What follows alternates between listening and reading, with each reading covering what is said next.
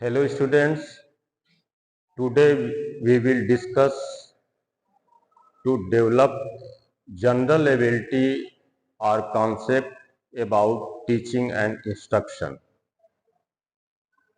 जैसा कि मैंने पहले वीडियो में एक टॉपिक लिया था टीचिंग मेथड और टीचिंग पेडागॉजी के संबंध में, तो आज भी मैंने एक ऐसा टॉपिक सेलेक्ट किया है आप लोगों के लिए, जिसमें हम प्रायः भ्रम में पड़ जाते हैं कि वास्तव में टीचिंग और इंस्ट्रक्शन का कॉन्सेप्ट क्या है, इसकी अवधारणा क्या है। तो आज हम कोशिश करेंगे कि एक निश्चित अवधारणा विकसित कर सके हम आपके साथ डिस्कशन करके और एक निश्चित निष्कर्ष पर प्राप्त कर सकें। तो आइए सबसे पहले हम देखते हैं, जैसा कि आप देख रहे हैं व्हाइट बोर्ड पे, concept of teaching and instruction आपका आज का टॉपिक है। तो किसी भी कॉन्सेप्ट को अगर जानना है, समझना है या संप्रत्यय को विकसित करना है, तो सर्वप्रथम हमको थोड़ा सा उसके मीनिंग के विषय में जानना चाहिए कि वास्तव में इसका क्या अर्थ हम अपने शब्दों में समझेंगे। तो सबसे पहले जैसा आप देख रहे हैं व्हाइट बोर्ड पे, मीनिंग ऑफ टीचिंग, इसीलिए मैंने लिया है सबसे पहले कि सबसे पहले हम टीचिंग के मीनिंग को समझें अपने शब्दों में। तो जैसा कि आप जानते हैं कि अगर हम ऐसे पढ़ते पढ़ाते हैं तो हम जनरली हम टीचिंग को समझा देते हैं इस रूप में कि जो शिक्षण की जो क्रिया होती है उसमें एक टीचर जो है उपयुक्त अधिगम परिस्थितियों का निर्माण करता है और जो छात्र हैं उनको सीखने में सहायता कर सकता है, जिससे कि उनके व्यवहार में अपेक्षित परिवर्तन लाया जा सके। लेकिन अगर हम इसको इस अर्थ को अगर हम आज के परिप्रेक्ष्य में, आधुनिक परिप्रेक्ष्य में देखें, तो उसको हम डिफाइन करते समय, जैसा कि हम जानते हैं कि आज आधुनिक परिप्रेक्ष्य में टीचर एक फैसिलिटेटर के समान है। टीचर क्या है? एक फैसिलिटेटर है। तो आप देखिए यहां व्हाइट बोर्ड पे, please focus on white board. Teaching is a process in which a teacher facilitates learning by guiding, supporting and motivating students to acquire knowledge, skills, values and attitudes। पहले हम इसको समझते हैं। इसमें यह कहा जा रहा है कि टीचिंग एक ऐसी प्रक्रिया है, प्रोसेस है। प्रोसेस शब्द हम क्यों इस्तेमाल करते हैं? क्योंकि इसमें शिक्षक और शिक्षार्थी दोनों क्रियाशील होते हैं, ये डुअल प्रोसेस होता है। इसीलिए हम टीचिंग के साथ हमेशा क्रिया नहीं बल्कि प्रक्रिया या प्रोसेस शब्द का इस्तेमाल करते हैं। तो टीचिंग इज अ प्रोसेस, एक प्रक्रिया है teaching, in which a teacher facilitates, जैसा मैंने पहले ही कहा कि टीचर आधुनिक परिप्रेक्ष्य में केवल क्या है? फैसिलिटेटर है। Teacher facilitates learning by guiding, supporting and motivating students to acquire knowledge, skills, values and attitudes। अब टीचर क्या है? फैसिलिटेटर के रूप में क्या काम करता है कि वह गाइड करता है स्टूडेंट्स को, सपोर्ट करता है, उनकी सहायता करता है और मोटिवेट करता है, यानी प्रेरित करता है। मोटिवेटिंग का मतलब क्या हुआ कि जब हम किसी व्यक्ति को किसी निश्चित लक्ष्य की ओर बढ़ाने के लिए या प्राप्त करने के लिए अग्रसरित करते हैं और वह व्यक्ति उस लक्ष्य को प्राप्त करने के लिए डिटरमिन हो जाता है, तो हम उसको मोटिवेटिंग करते हैं, मोटिवेटिंग कहते हैं। तो यानी सपोर्ट करता है, मोटिवेट करता है स्टूडेंट्स टू एक्वायर नॉलेज। किस लिए? इसलिए कि स्टूडेंट्स जो है नॉलेज को एक्वायर कर सके, कौशल, ज्ञान, कौशल, मूल्य और अभिवृत्ति को एक्वायर कर सके, प्राप्त कर सके। अब यहां जो शब्द आप देखिए, मैं चाहूंगा कि इसमें जो भी टेक्निकल वर्ड आते हैं उसके भी जनरल कॉन्सेप्ट को आप समझते जाएं, जिससे आपको पूरी अवधारणा विकसित करने में सहायता मिलेगी। जैसे यहां शब्द आया है नॉलेज, टू एक्वायर नॉलेज, तो हम लोग कभी कभी ये सोचने लगते हैं कि वास्तव में नॉलेज है क्या। तो नॉलेज को जब हम डिफाइंड करते हैं तो हम कह देते हैं कि knowledge is a unified system of thoughts justified by the facts in which we can believe. यानी नॉलेज क्या है? नॉलेज जो ज्ञान है यह एक यूनिफाइड सिस्टम ऑफ थॉट्स है। थॉट्स का एक समन्वित रूप है, विचारों का, सिद्धांतों का एक समन्वित रूप है, जिसको हम जस्टिफाई करते हैं फैक्ट्स के द्वारा, तथ्यों के द्वारा। और उन तथ्यों के द्वारा जस्टिफाई करने के बाद हम इस अवस्था में पहुंच जाते हैं कि जो एक्वायर किया गया इंफॉर्मेशन है उस पर हम बिलीव कर सकें, विश्वास कर सकें, तब हम उसको नॉलेज कहते हैं। अगर हम कोई भी नॉलेज एक्वायर करते हैं और उस पर अगर विश्वास नहीं है स्वयं का, तो उसको हम नॉलेज नहीं कह सकते। और नॉलेज हमेशा जस्टिफाइड बाय द फैक्ट्स होता है, उसको प्रमाणित करना होता है। अब दूसरा शब्द आया स्किल्स। कौशल क्या है? कौशल सामान्य शब्दों में हम कह देते हैं कि यह अभ्यास या प्रशिक्षण के द्वारा सैद्धांतिक ज्ञान का जो व्यवहारिक रूप में हम बार बार प्रयोग करते हैं और उसके द्वारा जो दक्षता प्राप्त करते हैं वह क्या होता है? वह कौशल होता है। अब फिर अगला टर्म देख रहे हैं वैल्यूज। जब शिक्षा के क्षेत्र में हम वैल्यूज की बात करते हैं, मूल्यों की बात करते हैं, तो मूल्यों का अर्थ हम कह सकते हैं कि वैल्यू जो है वह एक ऐसा गुण या सिद्धांत होता है जो व्यक्ति के व्यक्तित्व के निर्माण में, आचार में, विचार में, सदाचार में या जीवन दृष्टि को विकसित करने में मदद करता है, जिससे कि वह व्यक्ति समाज के लिए एक सार्थक और उपयोगी नागरिक बन सके। आज हम देखते हैं कि इसका शिक्षा के क्षेत्र में सर्वथा अभाव हो गया है वैल्यूज का। इसीलिए हम देखते हैं कि एक पढ़ा लिखा व्यक्ति भी चूंकि उसके अंदर इथिकल वैल्यूज नहीं है, तो उसमें मॉरलिटी का अभाव पाया जा रहा है, जो कि आज एक बहुत बड़ी समस्या हो गई है। अगर कोई शिक्षित व्यक्ति भी है, बहुत सी डिग्रियां उसके पास हैं, लेकिन आप देखते हैं कि जब वो कोई किसी सामाजिक क्षेत्र में जाता है या किसी प्रोफेशनल रीजन में, क्षेत्र में जाता है, तो वह कुछ अवांछनीय कार्य भी करने लगता है।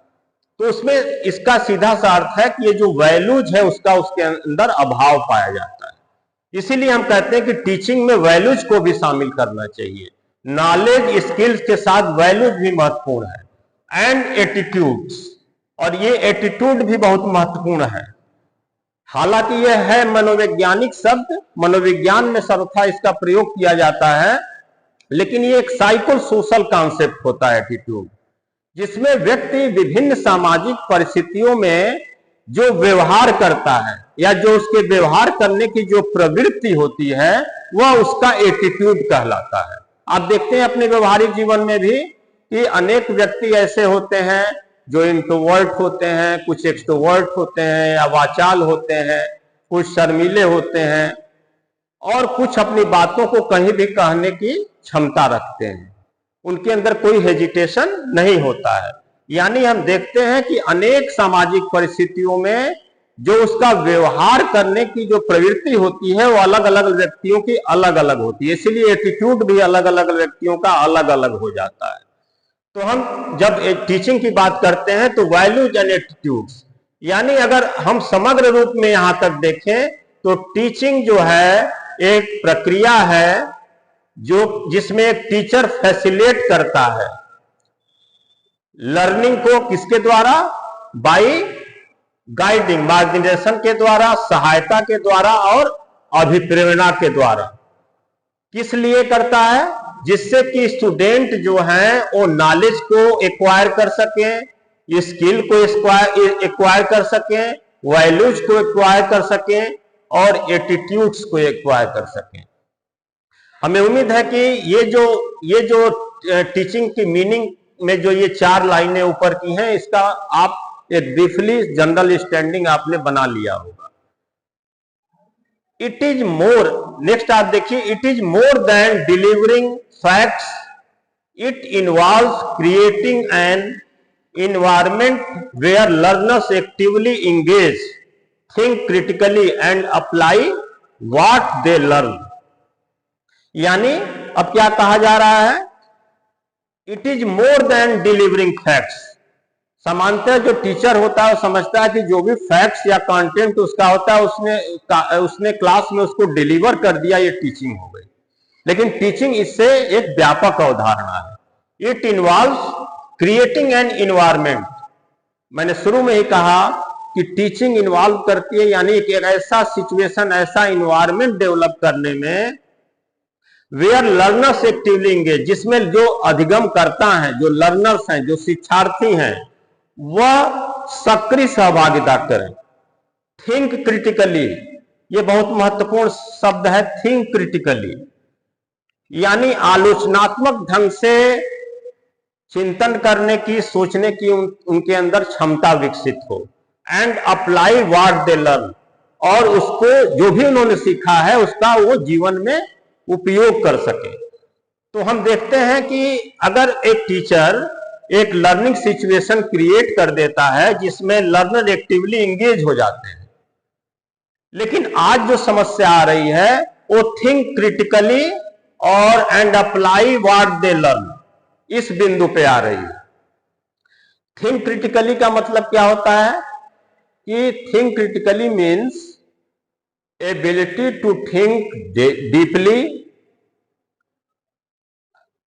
एबिलिटी, जैसा कि मैं आपको बता रहा था कि इस लाइन में ये जो थिंक क्रिटिकली है, ये वर्ड भी बहुत इंपॉर्टेंट है। जनरली इसके अर्थ को हम नहीं समझ पाते हैं, तो अगर हम इसको डिफाइंड करते हैं थिंक क्रिटिकली को, तो हम कह सकते हैं कि critical thinking means the ability to think deeply, carefully and logically about any subject, problem or situation before forming a judgment by analyzing, questioning, comparing, reasoning and decision।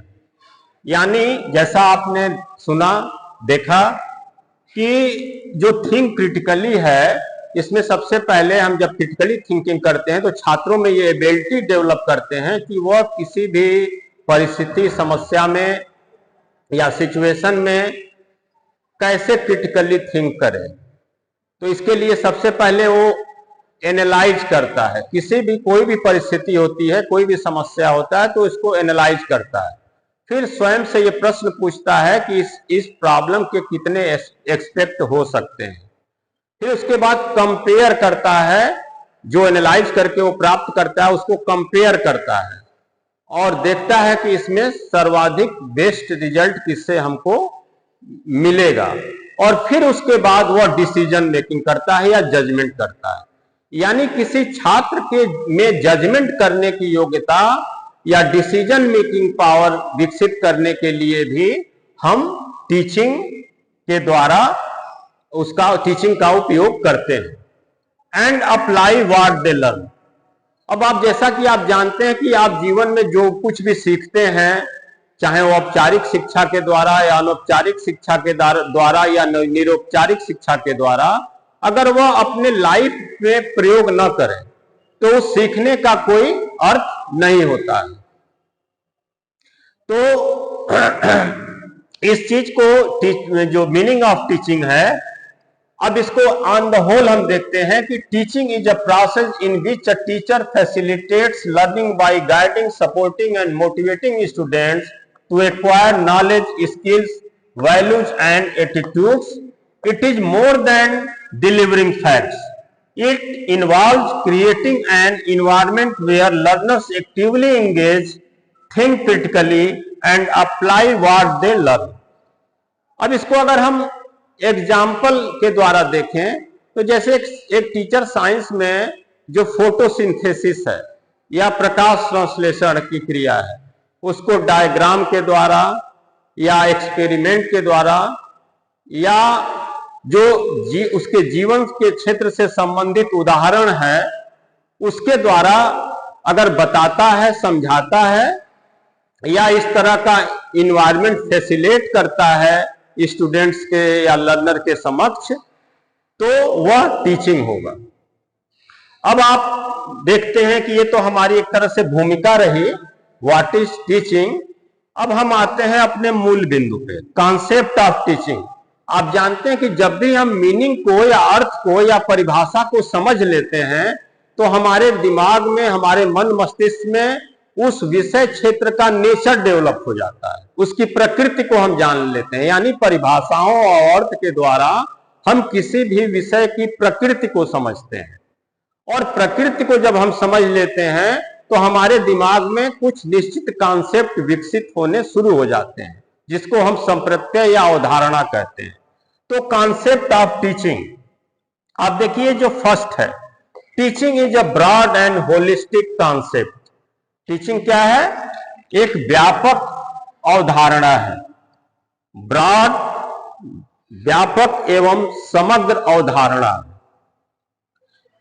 दूसरा क्या है? It includes planning, presenting, interacting with, questioning, motivating, assessing and reflecting. यानी यह include है, इसमें teaching में क्या include है? प्लानिंग है। आप जानते हैं टीचिंग करते हैं तो सबसे पहले प्लानिंग करते हैं, प्लानिंग करने के बाद आप उसका प्रेजेंटेशन करते हैं। प्रेजेंटेशन में आप क्या होते हैं? छात्रों से इंटरेक्ट होते हैं, अंतक्रिया करते हैं। यानी आपकी जो अंतक्रिया होती है छात्रों से क्लासरूम में, वह 1-to-1 भी होती है और सोशल भी होती है। यानी टीचर का छात्र से भी अंतक्रिया होता है और छात्रों का आपस में भी एक सामाजिक अंतक्रिया होती है, जिसको हम सोशल इंटरेक्शन बोल देते हैं। तो यानी it includes planning, presenting, interacting with questioning. अब इंटरेक्ट जब वो करता है तो सामान्यतः क्या वो करता है, टीचर क्या करता है? आप देखते होंगे कि वह क्वेश्चनिंग करता है। वह जो भी उसने प्रेजेंटेशन दिया है, इंटरेक्शन के माध्यम से वह क्वेश्चन पूछ के देखता है कि वास्तव में छात्रों ने क्या लर्न किया है, या उसके जीवन से संबंधित अनेक उदाहरणों के द्वारा भी उससे इंटरेक्ट होता है। उसके बाद वो क्या करता है? मोटिवेटिंग, छात्रों को मोटिवेट करता है, यानी लक्ष्योन्मुख बनाता है। मैंने पहले इसको डिफाइन किया था, मीनिंग ऑफ टीचिंग, जब आपको बता रहा था कि मोटिवेशन का मतलब क्या होता है। यानी छात्रों को अपने अंदर एक निश्चित व्यवहार परिवर्तन लाने के लिए या किसी निश्चित तथ्य या क्रिया को सीखने के लिए उसको अभिमुख करना, और केवल अभिमुख ही न करना बल्कि उसको डिटरमिन करना कि वह जब तक अपने लक्ष्य को प्राप्त न कर ले तब तक वह अपने प्रोसेस को या क्रिया को न रोके। नेक्स्ट है एसेसिंग एंड रिफ्लेक्टिंग।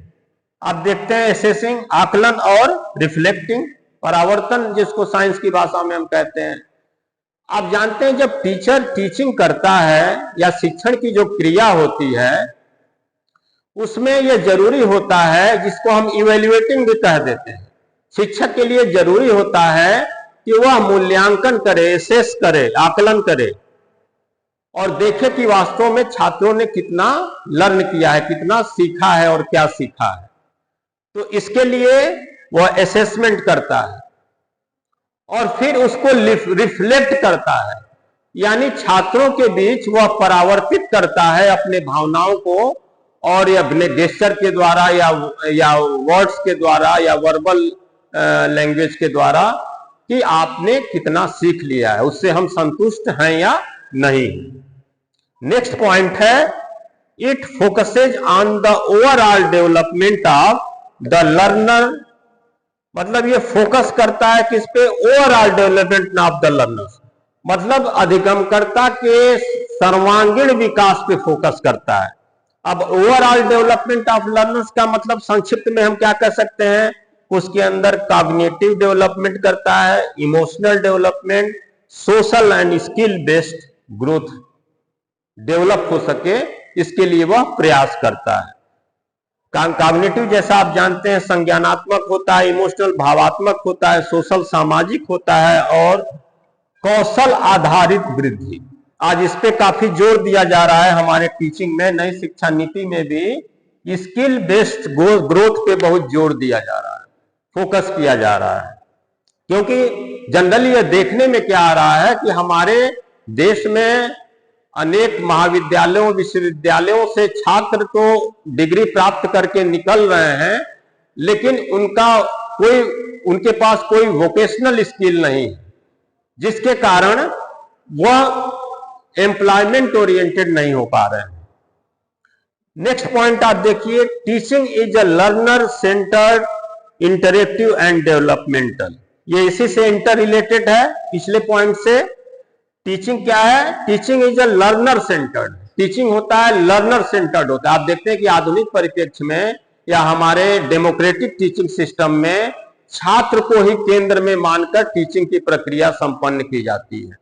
तो टीचिंग क्या है? लर्नर सेंटर्ड है। इंटरेक्टिव, यानी अगर हम टीचिंग प्रोसेस में छात्रों से इंटरेक्ट नहीं हो रहे हैं, इंटरेक्ट होने के कई माध्यम हैं, मीन्स हैं, पहले भी मैंने जिक्र किया, तो छात्रों से अंतक्रिया होनी भी आवश्यक है। यानी यह अंतक्रिया जो है वह केवल टीचर और छात्रों के बीच में नहीं होना चाहिए, बल्कि छात्रों का भी टीचर के साथ होना चाहिए। क्योंकि मैंने पहले ही कहा कि टीचिंग क्या है? एक डुअल प्रोसेस है, इसमें दोनों एक दूसरे से सीखते हैं। तो आप देख रहे हैं कि जो टीचिंग का जो एक जनरल कॉन्सेप्ट है वह इन 4 पॉइंट में हम प्राप्त करते हैं, कंक्लूड करते हैं। किसके माध्यम से? मीनिंग ऑफ टीचिंग के माध्यम से। अब हमारा जो अगला जो पॉइंट है वह मीनिंग ऑफ इंस्ट्रक्शन है। इंस्ट्रक्शन को हिंदी में आप पढ़ते हैं, जानते हैं, अनुदेशन जिसको हम कहते हैं। तो जनरली हम देखते क्या है कि किताबों में या हमारे व्यवहारिक जीवन में या क्लास में भी हम शिक्षण और अनुदेशन को एक दूसरे के पर्यायवाची के रूप में प्रयोग कर देते हैं। लेकिन वास्तव में शिक्षण यानी टीचिंग और इंस्ट्रक्शन यानी अनुदेशन में बेसिक डिफरेंस होता है। और ये बेसिक डिफरेंस को जब हम डिफाइन करते हैं सामान्य अर्थों में, तो हम कहते हैं कि ये अनुदेशन एक ऐसी प्रक्रिया होती है जिसमें जो इंस्ट्रक्टर होता है, इसमें टीचर नहीं होता, अनुदेशन की प्रक्रिया में इंस्ट्रक्टर होता है। जो अनुदेशक होता है वह किसी भी तथ्य या क्रिया या प्रोसेस को प्रत्यक्ष रूप से छात्रों को डिलीवर करता है। यानी इसके अंतर्गत जो इंस्ट्रक्टर है वह जो भी इंफॉर्मेशन डिलीवर करता है छात्रों को या जो भी तथ्य और क्रिया के बारे में उनको बताता है, उसको छात्र अपने स्वयं की क्षमता के अनुसार सीखते हैं, स्वयं की योग्यता के अनुसार सीखते हैं। और यहां क्या होता है? यहां इंस्ट्रक्शन में सोशल इंटरेक्शन नहीं हो पाता है। जैसा मैंने टीचिंग में कहा कि इसमें सोशल इंटरेक्शन भी होता है टीचिंग में, यानी शिक्षक और छात्र और छात्रों के समूह के बीच आपस में सोशल इंटरेक्शन भी होता है। लेकिन अनुदेशन में चूंकि यह प्रत्यक्ष रूप से जो इंस्ट्रक्टर होता है, जो भी तथ्य सूचना उसको डिलीवर करना होता है लर्नर को, वो डिलीवर कर देता है, और जो लर्नर है वह उसको अपने क्षमता या योग्यता अनुसार सीखता है या ग्रहण करता है। इसलिए इसमें कोई सोशल इंटरेक्शन नहीं हो पाता है। अब ये तो सामान्य अर्थों में मैंने आपको बताया।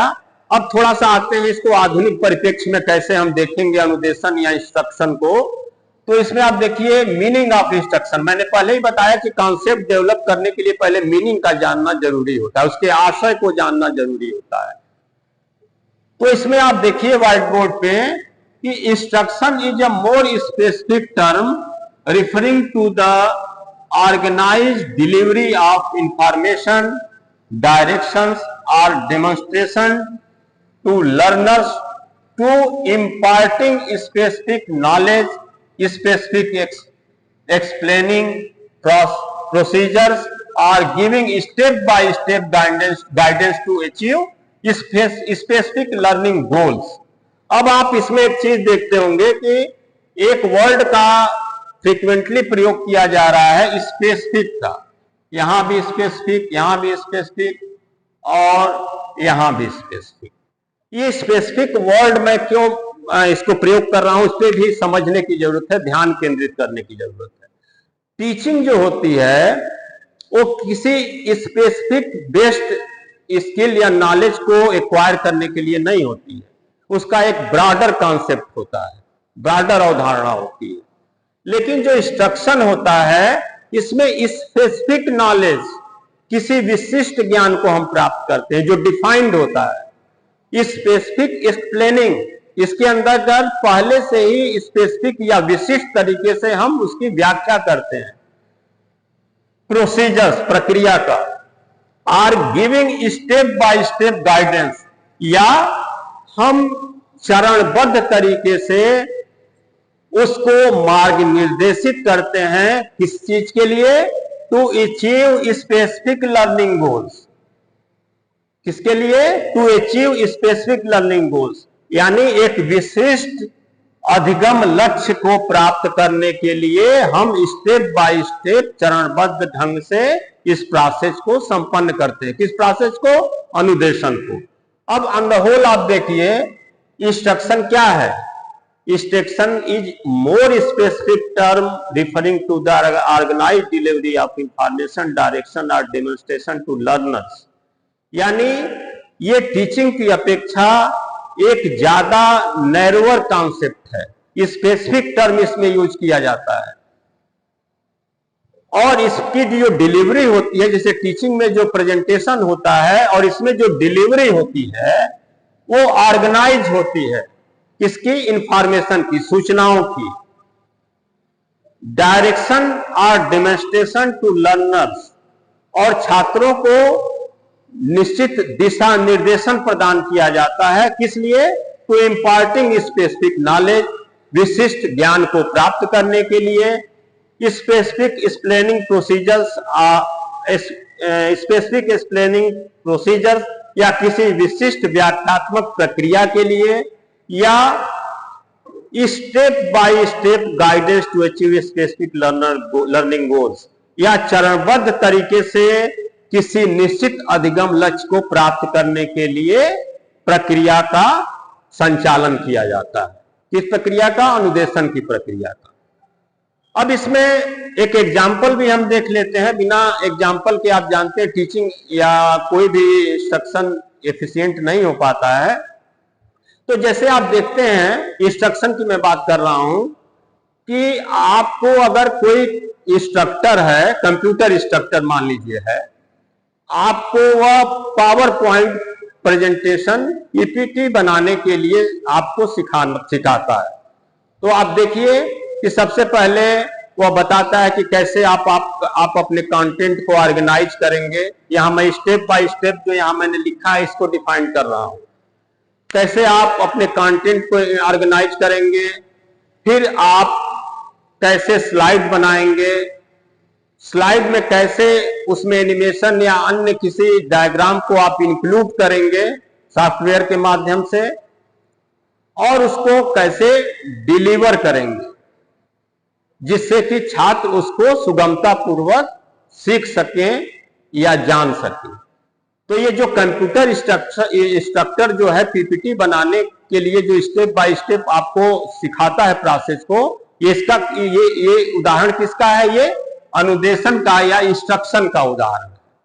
इसीलिए मैंने पहले ही जनरल वे में डिफाइन किया। तो आपको क्या कहा था? आपको मैंने बताया कि अनुदेशन की प्रक्रिया में जो इंस्ट्रक्टर होता है, जो अनुदेशक होता है, वह जो लर्नर है उसको तथ्यों क्रियाओं का ज्ञान जो है प्रत्यक्ष रूप में कराता है, और जो लर्नर है उसको अपने सामर्थ्य के अनुसार, अपनी योग्यता के अनुसार, अपनी क्षमता के अनुसार ग्रहण करता है।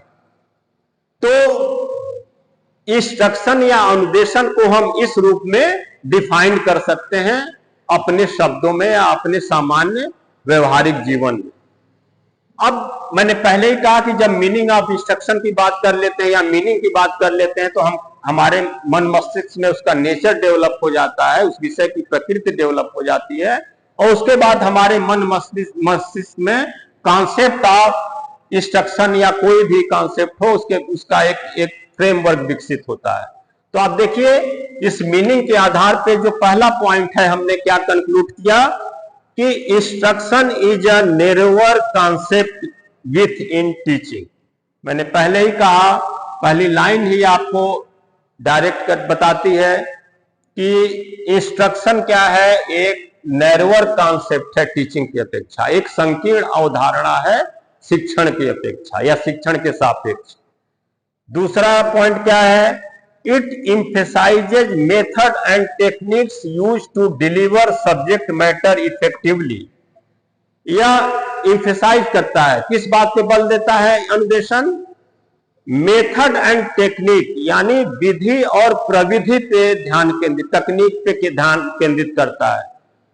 Use to deliver subject matter delivery, जिससे कि जो विषय वस्तु हो उसको हम प्रभावपूर्ण तरीके से डिलीवर कर सके, प्रदान कर सके या संप्रेषित कर सके।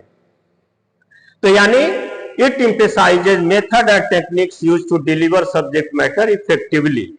अब यहां देखिए कि जब हम पेडागॉजी की बात करते हैं तो पेडागॉजी में केवल मेथड और टेक्निक नहीं होता है, बल्कि उसके साथ अप्रोच और स्ट्रेटजी भी जुड़ जाती है। मैंने पहले ही कहा कि ये नैरोअर कॉन्सेप्ट है, इसीलिए इसमें केवल मेथड और टेक्निक की बात की जाती है, इसमें अप्रोच और स्ट्रेटजी की बात नहीं की जाती है।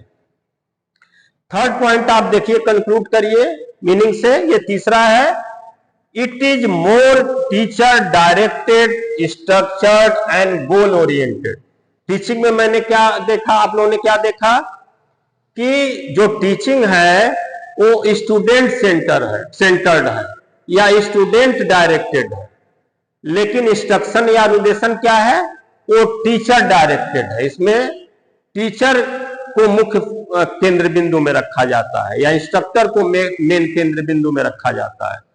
स्ट्रक्चरल एंड गोल ओरिएंटेड, यह ज्यादा संरचनित, इसकी संरचना पहले ही से निश्चित होती है, और ये क्या होता है, लक्ष्य ओरिएंटेड होता है, गोल ओरिएंटेड होता है या लक्ष्य उन्मुख होता है। चौथा पॉइंट क्या है, instruction mainly deals with how to deliver specific content in an understandable and systematic way. यानी इंस्ट्रक्शन मेनली जो है या अनुदेशन मुख्य रूप से क्या डील करता है, विथ हाउ टू डिलीवर, हम कैसे किसी कंटेंट को डिलीवर करते हैं।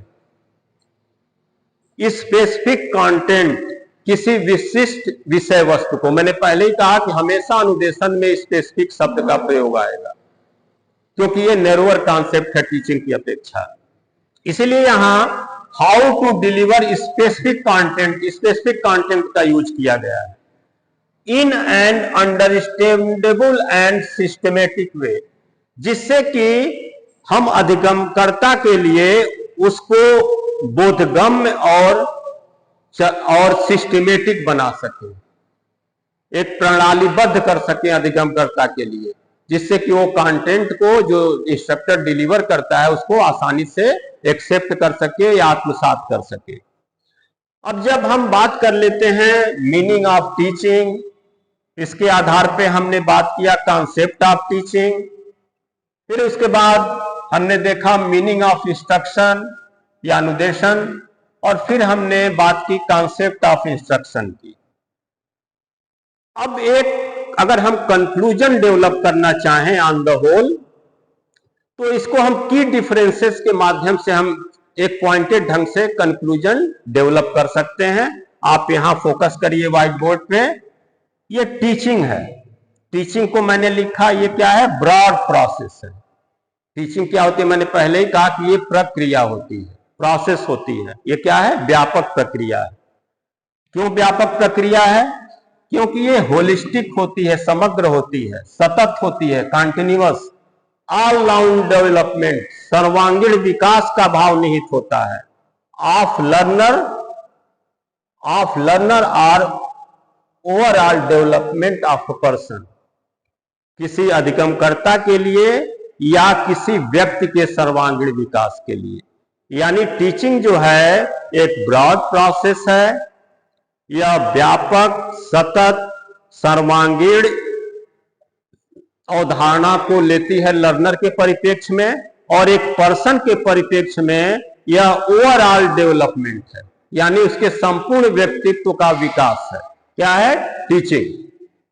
अब हम बात करें इंस्ट्रक्शन या अनुदेशन की, सापेक्ष रूप से आप देखिए दोनों की तुलना करते हैं। ये नैरोअर कॉन्सेप्ट है कंपैरेटिव टू टीचिंग। अब क्यों नैरो कॉन्सेप्ट, हम इसमें क्या देखते हैं जिसके आधार पर हम कहते हैं कि नैरो कॉन्सेप्ट है? क्योंकि इसमें स्पेसिफिक एक्ट की बात की जा रही है। मैंने पहले ही कहा कि इसमें स्पेसिफिक नॉलेज या स्पेसिफिक इंफॉर्मेशन ही हम कलेक्ट करते हैं। Specific act to direct for learn specific knowledge, और किसी स्पेसिफिक नॉलेज को प्राप्त करने के लिए ही इंस्ट्रक्शन में हम लर्निंग प्रोसेस संपन्न करते हैं, या किसी कौशल को सिखाने के लिए भी हम किसी स्पेसिफिक प्रोसेस को ही संपन्न करते हैं, यानी किसी भी विशिष्ट ज्ञान या कौशल को प्राप्त करने के लिए हम एक विशिष्ट प्रक्रिया के द्वारा उसका ज्ञान कराते हैं या बोध कराते हैं। तो आज के क्लास से मुझे उम्मीद है, I hope that today's class you is able to develop your general concept on teaching and instruction. Thank you.